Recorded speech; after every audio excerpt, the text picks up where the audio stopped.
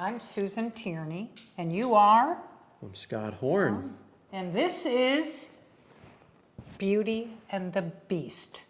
Or is it Beauty and the Beast? We'll let everybody decide for themselves. You got it. Anyway, we're here to address a very interesting topic and something that we talk about pretty much every day, right? Is do we or don't we? To buy or not to buy? Or not to buy. That is the question. Oh my gosh, yeah. So I'll let you start and I'll just pipe in. Little questions along the way for you, and that is, today in the economy, okay, mortgage rates are high. Mm-hmm.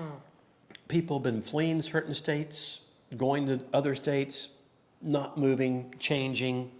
There's all of these funky dynamics. Sellers can't sell because to buy another house, they've got to pay high interest rates. They have a low rate now. All these weird things are going on. And you look at this landscape out there, right? Mm-hmm. Mortgage rates high. And by the way, we say mortgage rates high. Based upon several years ago, yeah, they're high. In reality, they're not at all. This is about where they float around and where they hover historically.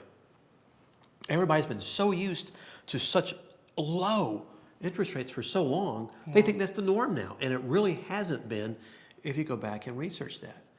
But you look at those items, you mix that with the economy and I don't even want to say how many trillions of dollars in debt we have.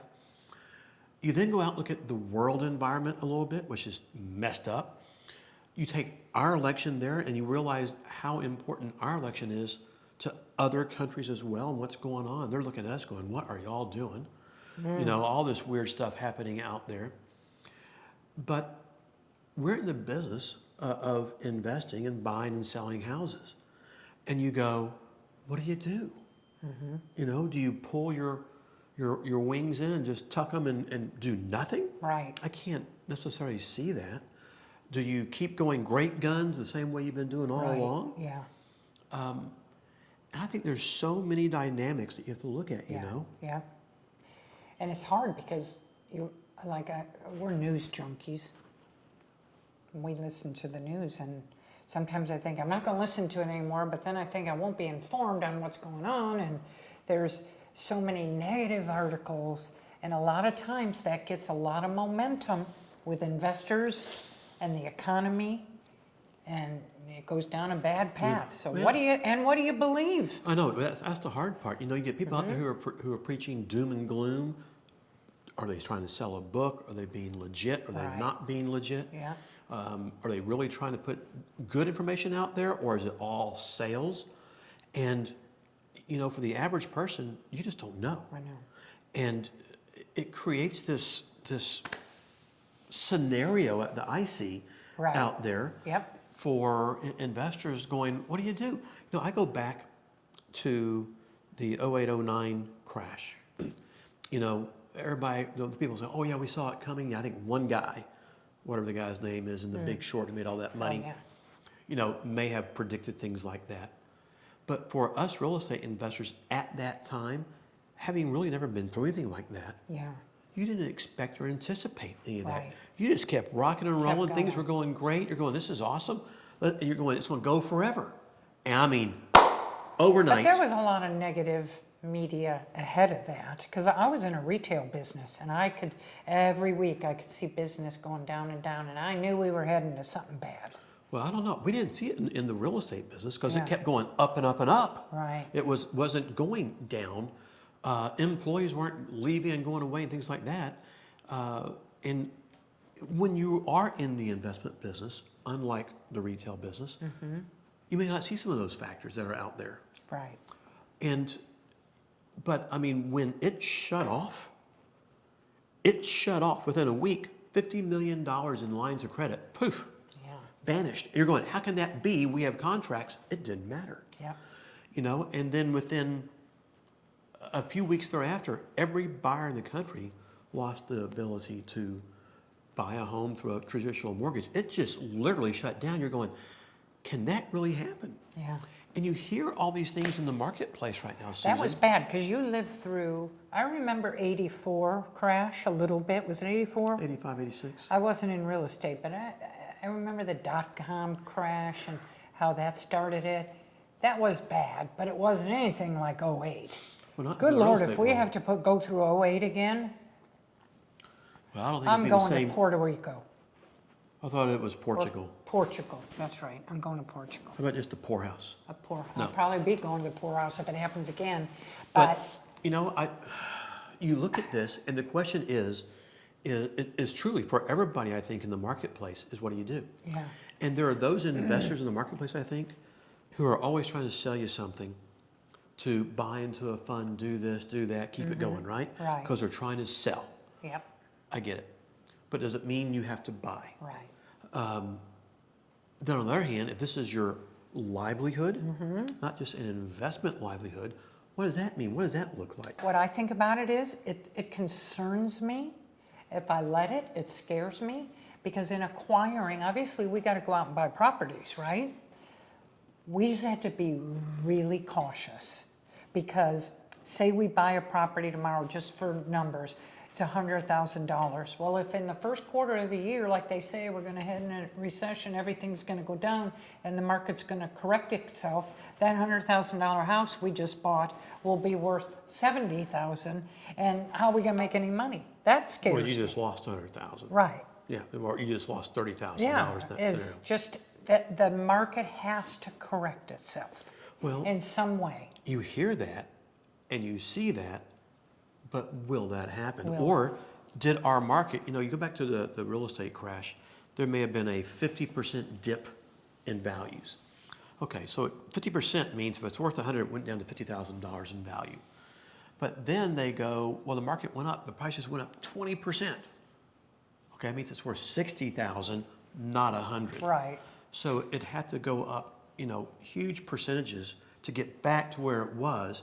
And over time, many, many, many years, it did eventually catch up to where it was, then slowly went past that number, okay? I get that. And, you know, I'll tell the audience that in the asset-based lending world, where investors are buying properties for investment intent, that's where the damage was really done. We had 130 plus investors walk away because they didn't have any skin in the game. Right. It wasn't where they lived. It was something they could give up. Because, you know, when you get into a recession type scenario, you know, play toys go first. Entertainment and things like that might go next. Superfluous items that you don't really need to live on go next. But the last thing that ever goes away is your home, because that's where you live. That's where that's everything. And I look back and I go, what saved us was the knowledge of the creative finance world. Right. Because in the subprime era, the 8, 9, 10 years before that, it just didn't exist. Yeah. Nobody was doing it because you could just blow houses out left and right. People are just out there making money. Well, none of our own finance buyers walked away. They all stayed there. Where else are they going to go? Yeah. You know, and with all of these defaults, having the ability and knowing that game to be able to sell the houses with seller financing, because people still needed a place to live. And if you could offer them financing terms, they could buy because they're going to pay rent here or own the house here. And what's even more goofy, back then I was saying everybody needs a place to live. You don't have to have a place to work. And lo and behold, here comes COVID in 2020, or whenever it was, that self-prophesizes that to a degree. You're going, holy cow. But it did in a sense, right? And I look at this stuff and from my perspective, I go, okay, you can't go hide your head in a hole somewhere and do nothing. I mean, you can. You can hunker down, go to cash and your stocks and everything else, and just sit and wait. But what are you waiting for? Right. What if it never comes? And it never comes? I mean, how long have they been saying it's coming? For, over a year now. And it may, But, yeah, and it may not. I don't And you know. see investors who go, we're going to get into heavy cash positions so that when it does, we're ready to move. Right. Okay, well, if you have the ability to do that and still have income being generated through other scenarios, Right. Okay, maybe that's a good strategy. Or maybe in one portfolio you do that, and another you do something different. I don't know that per se. But for the real estate investor, okay, that you look at a little bit, who is in the active world of wholesaling, who's the investor who's going to buy that particular home? Right. We just met with a wholesaler the other day, and the first thing I said is, how's it going for you? How's the market? He goes, it's tough out there. And I can imagine it's tough out there for a lot of wholesalers. I think one of the things we're looking at right now is buying notes. It's a little safer right now. Well, at the right loan to value, but you're picking up an owner-occupied loan that's already there and already existing. Right. And I understand that too. I guess what gives me a little bit of a comfort zone is, and a little bit of hesitancy in our asset-based lending world, is that, well, let me back up. In the asset-based lending world, you keep hearing me say, okay, we can do these deals, but is this a house you want for your own portfolio? Because in the event something does happen, the investor unfortunately has to walk away, which can occur. Can you sell that home with seller financing or to another investor that'll cash you out? And what people don't realize is because so many people who are in the investment industry today and didn't go through those things, they don't realize that. No, you think you buy a home, let's say at not 80 cents, 70 cents on the dollar. And when all the stuff comes unhinged, the market's offering you 40, you can't do that. Doesn't work. Yep. You've got to find other solutions to the problem.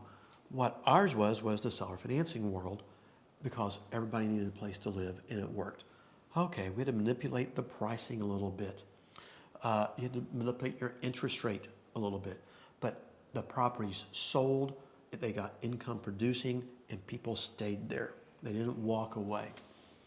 So I think you made the comment about being more conservative. I totally agree with that. Yeah. I think it is know your product very well, your exit strategies, and be thinking of multiple exit strategies. Not just a wholesale, not just a retail or a sale to a rental investor, but is it maybe a seller finance too?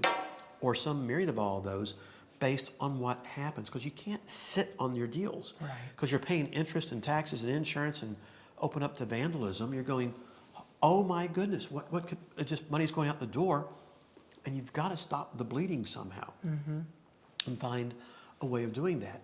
And I'd rather bleed $500 a month than $2,500 a month. Right. And you find a solution. But you know, I always wonder what other people are thinking. Yeah. And you know, you hear some people going, oh yeah, we're gung-ho. Yeah. Then you see a lot of things and it's like, no. My best advice is always err on the side of caution. Yep. Especially in a scenario like this. Don't buy. Well, don't just buy to buy. Right. If it's an awesome deal, maybe. Awesome deal, Or like you have 70 and below. exit strategies and those kind of items. By the way, that affects the wholesale marketplace and the investment world. And I get the realtor world where sellers don't want to sell, where they may have and who knows what their interest rate is, but they realize they have to pay a 6.5%, 7% rate, and they're just not used to it mentally yet. Right. There's still this adjustment phase I think Yeah. everybody's going through. And there's not enough inventory. It's just a really weird Well, you time. have supply and demand issues Yeah. that are ongoing out there. Yeah. That And investors should also be very cautious about, you know, we see a lot of, like, we're working on one now that I made an offer. And, well, we're not going to have our place till November. And I'd say, this rate that I'm offering you is only good for 30 days. In 30 days, we'll revisit it. Maybe it'll be more, probably going to be less, because I'm not going to put an offer out and then they go, okay, we're going to buy it in January, we'll take your offer. Well, maybe it changes, right? yeah. You But- got to be really careful and not give any offers out that go beyond 30 Well, days. I'm also seeing banks pull back a little bit too. And again, banks can be overly cautious, but I understand. Yeah. They're in the same business of lending money like we are in asset-based lending as well. And I've learned over the many years in dealing with so many bankers, you know, I understand where they're coming from, what it is, because it may not be their money, but when we do things, it is our money. Right. We're signing on that dotted line. We're not Yeah. getting a fund from third parties to do things. Right. Now, if it's not your money, do you really care? Yeah. Well, you care, but if you have limited risk involved, so you don't commit fraud or something, it's probably okay. Yeah. But I don't know where all this stuff winds up going out there per se. And it is, lack of a better word, spooky. Spooky. Is where I kind of go with all that. What for us and for the investment community, you know, I love the fact that we're so well versed in seller financing. Because if you had a house that you bought for 100, maybe you were trying to sell it for 150, something like that, and it just wasn't moving. Well, what if you dropped it from 150 to 140 to 130? Okay, that's still more than you bought it for. You're into it at. Right. 120. Could you still do that? You could. Could you manipulate some things where maybe it just takes longer to make your money, but you're not sitting there losing a ton of money and things of that nature? I think the answer is yes to that too. But I think it's a study in not in futility, but in learning how to look at multiple options, exit strategies, how to stay on top of your asset and make corrections as you need it in order to just protect yourself. Yes. And I'm not being doom and gloom because I don't see that out there, but you see all this stuff happening. Yeah. And could the whole world just stop? Yeah. Yeah. But you know what? People still need a place to live. I don't care They do. who you are, where you are. They do. One other suggestion to share would be that when you're working your numbers and making an offer to buy a house, we used to put 3 months holding costs. We're now doing 6. Oh yeah. Always. Because a month to do it and 5 months to sell it because things are sitting on the market. And I will tell you from 1988, 1990 through, 2008, 9, that was minimum. And I always fall back on some old hardcore numbers, pre-08, 09 crash type days, where